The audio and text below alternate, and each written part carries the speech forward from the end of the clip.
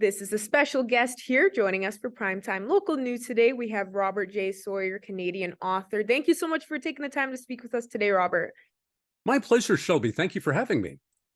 Of course, no problem, because this is coming up here pretty soon for the movie, the Christopher Nolan movie, Oppenheimer. And this is perfect timing with the novel that you have right now that we'd want to speak on. And this is called The Oppenheimer Alternative. So let's kind of speak a bit about this. I really wanted to help get the word out about this and this novel here. What exactly is it all about for people that may not have heard of it and they might just not know a lot about Oppenheimer? Sure. Well, as you mentioned this week, in fact, Friday, Christopher Nolan's $180 million blockbuster film, Oppenheimer, is debuting. Well, it's based on the Pulitzer Prize winning biography of J. Robert Oppenheimer. Before Nolan had announced his film, I decided to write a novel about J. Robert Oppenheimer, the father of the atomic bomb, the scientific director of the Manhattan Project, the Canada, United Kingdom, and United States, three-nation effort to build the world's first atomic bomb. We sometimes forget in Canada that we were one of the three partners in the development of the atomic bomb. And my novel really tries to delve into the inner life and emotional conflicts inside the character of Oppenheimer. It's going to be interesting to see how the movie does it, because, of course, all they can do is the facial expressions. And Cillian Murphy playing Oppie, fine actor, but Oppie was very much an internalized person. There was an awful lot going on in here that he did not, I think, share publicly. And it's going to be hard in the movie to get into the emotional depth that I was able to do in my novel about Oppenheimer, The Oppenheimer Alternative. Well, that's perfect too, because I was just going to say, with people that are excited to go see this movie, get to witness Cillian Murphy in his element and watch it. Would you say that, with your book, it definitely has a little bit more details than what people might not catch in the movie?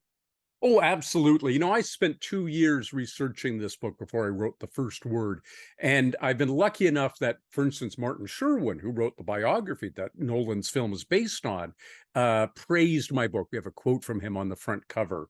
All kinds of scientists who worked with the Manhattan Project scientists, all the original scientists are dead now. Of course, it was 78 years ago that they created the atomic bomb, but have said, yes, my portrayals ring true. So it means an awful lot to me that I got it right as far as, the experts are able to determine. And no, that's really good to hear. I think it's pretty amazing to know how successful you have been in your previous work, and knowing how you feel about this novel. I think a lot of people have a lot to be excited for when they want to come check this out and read up on it. So I think that's really great. Now, without, I guess, having a lot of spoilers, and people out there that may not know a lot about Oppenheimer, they're probably going to go see the movie, but they don't really know exactly the full details of it. What are some of the points that you have in this novel that you're going to touch base on when it comes to his life? The biography of him, the subtitle is The Triumph and Tragedy of J. Robert Oppenheimer. There's another excellent biography by Priscilla McMillan called The Ruin of J. Robert Oppenheimer. This is a tragic figure. Albert Einstein summed it up very well. He said, Oppenheimer is in love with a woman who doesn't love him back. That woman is the United States government. Because although Oppenheimer was responsible for the end of World War II, in a very real sense, his effort led to the bombings of Japan that led Japan to finally surrender. He was vilified by his own government because he had communist friends. He'd never been a member of the Communist Party himself, but his wife had been a member, his brother had been a member, and because he opposed the future use of atomic weapons. He very much believed they should never be used again. And so the government vilified him completely and destroyed his life very much so. And not only that, but his daughter's life. His daughter wanted to be a translator at the United Nations. Like her father, she was gifted at languages. Oppie spoke, I think, 9 different languages. And she couldn't get a security clearance because he had lost his security clearance. She ended up committing suicide. I mean, this is a very, very tragic circumstances that swirl around this really complex figure of J. Robert Oppenheimer.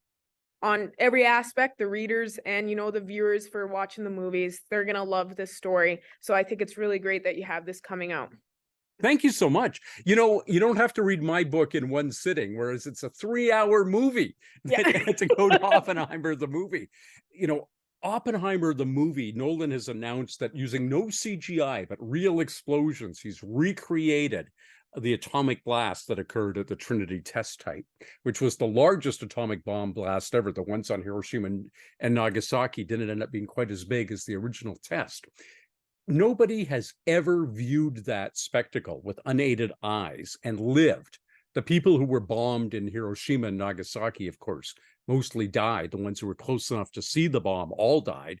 And the people who observed the Trinity test were all wearing welder's glass in front of their eyes and were getting a very dim view of what happened. Nolan is putting that hellfire on screen for people to see.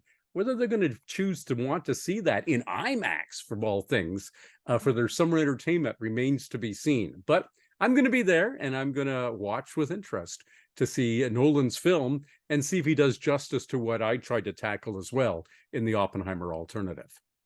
Exactly. I think that moment's going to be absolutely crazy for the viewers that want to go see it, and very intense. So we shall see what Oppenheimer sees this weekend in theaters all around the world. I think, they'll be seeing some strong support for that and for your book. So once again, thank you so much for coming on here to speak with us. I'm just happy that we could help get the word out.